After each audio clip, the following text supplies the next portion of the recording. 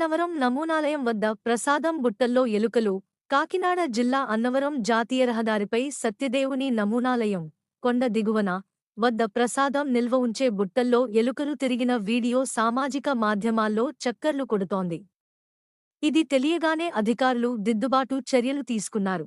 ఇద్దరు సిబ్బందిపై క్రమశిక్షణ చర్యలు తీసుకున్నారు. జాతీయ రహదారిపై నుంచి వివిధ ప్రాంతాలకు వెళ్లే భక్తులు నమూనాలయం వద్ద ప్రసాదం కొనుక్కుంటారు.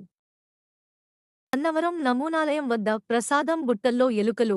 కాకినాడ జిల్లా అన్నవరం జాతీయ రహదారిపై సత్యదేవుని నమూనాలయం కొండ దిగువన వద్ద ప్రసాదం నిల్వ ఉంచే బుట్టల్లో ఎలుకలు తిరిగిన వీడియో సామాజిక మాధ్యమాల్లో చక్కర్లు కొడుతోంది.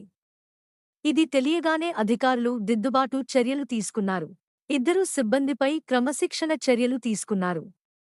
జాతీయ రహదారిపై నుంచి వివిధ ప్రాంతాలకు వెళ్లే భక్తులు నమూనాలయం వద్ద ప్రసాదం కొనుక్కుంటారు. అన్నవరం నమూనాలయం వద్ద ప్రసాదం బుట్టల్లో ఎలుకలు.